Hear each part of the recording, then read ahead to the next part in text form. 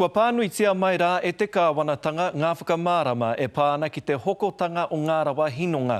Nā te minita i ngā take rawa a Tony Ryle, ngā whakamahuki e whai ake nei.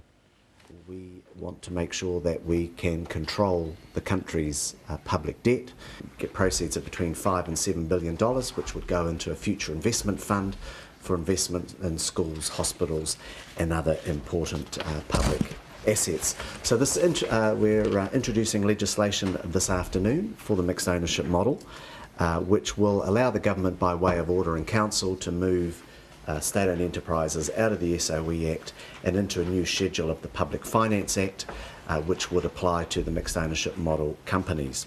Yes, the Finance Minister has discussed this with the Māori Party with respect to Section 9. I think it would be fair to say that they're happy that Section 9 is in the legislation. They, of course, are not going to vote for the legislation, as they've already made clear. And if you wanted any other comment or reaction from them, you'd have to go and see them.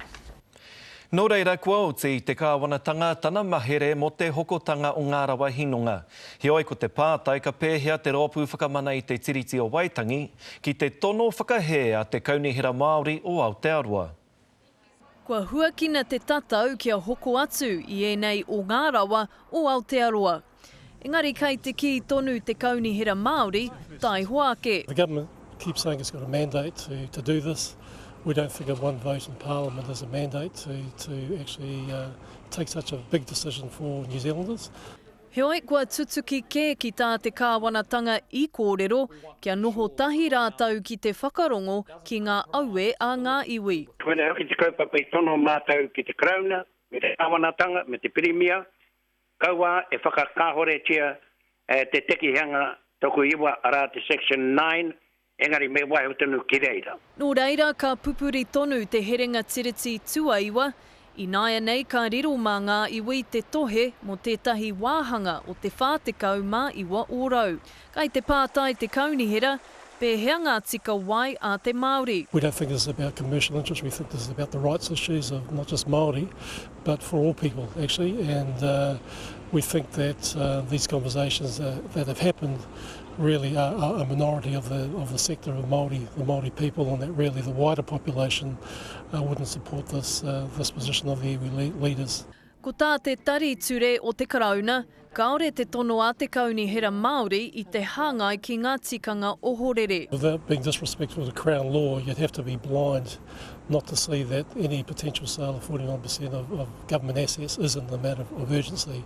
Kei te whakai hoki te kai ārahi takirua o te Pāti Māori. I think that we have to take every opportunity for access to justice. There is a place for everybody in this process, that's my belief. Kaore anō kia whakatau noa te traipūnara, ko te matapai ka puta a tēnei wiki tonu. Jasmine Pearson, Te Karere. Nō reira hei tā John Key ka whai wāhi te tiriti o Waitangi ki roto i te ture hou. Heoi e kore tawa wāhanga e pā atu ki ngā kaiwhakangau pūtea o tā wāhi. Nā mo te roanga o tēnei take ka whakawhiti atu tātou kia he kia parata. Mā ngai Māori o te rōpū nāhinara, tēnā rawa atu koe. Kia ora, tēnā koe. Tuatahi, he aha te take ka pā anake te tiriti ki te krauna, kaua ki ētahi atu tāngata rōpū rānei.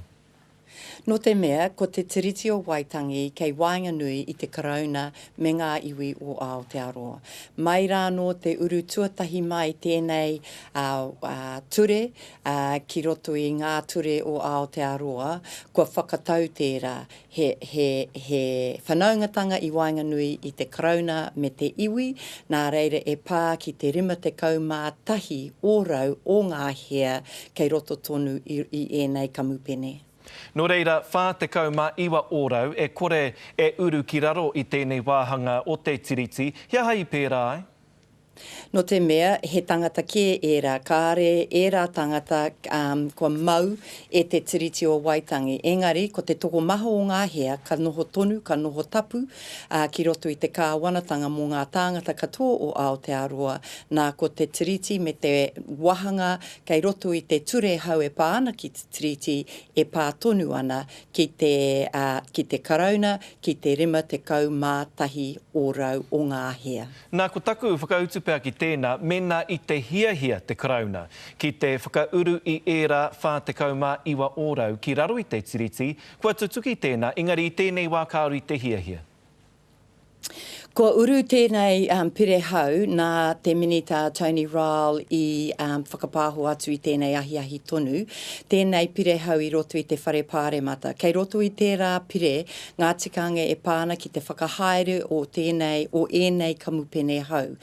Kei roto i tērā pire, te wahanga e rite ana ki te wehenga iwa, kua kōrerotia i Wainganui i ngā iwi me te marea i nā tata tonu nei, koera tā rātou tino tono ka noho tapu tērā wehenga i roto i te pire hau. Nā reira, ka noho i roto i te pire hau, ka whakauru atu, ka whiriwhiri e te pāremata a koake nei. Kei te harikwa, ētahi tāngata kua kōrero mai kia mātou i roto i te haora kua hipa atu nei. Kei te harikwa rātou ka noho tonu tēnei wāhanga ki roto i te ture hou, engari kāre rātou i te tino koa i te pai rānei, e kore tēnei e noho ki e pātu rānei ki ngā kaiwhakangau o tā wāhine, ki e rātu o ngā tāngata rōpū rānei kei waho i te karauna. Ai, ko taku whakahoki ki tērā mai rā nō ka pērā ai. Ko ngā tikanga e pāna ki te tiriti, kei roto e ngā ture ka pā anake ki te karauna. Kāre ki e tahi atu, ka pānake ki te karauna, mā te karauna e whakahaere ōna mahi i raro i ēnei tikanga e pāna ki te tiriti o Waitangi. Ka pēnei anō i roto i tēnei pire hau. E mihi atu ana mātou ki a koe he kia parata mōhau rā i whakawāte i a koe anō i tēnei ahiahi, tēnā rau atu koe. Kia ora.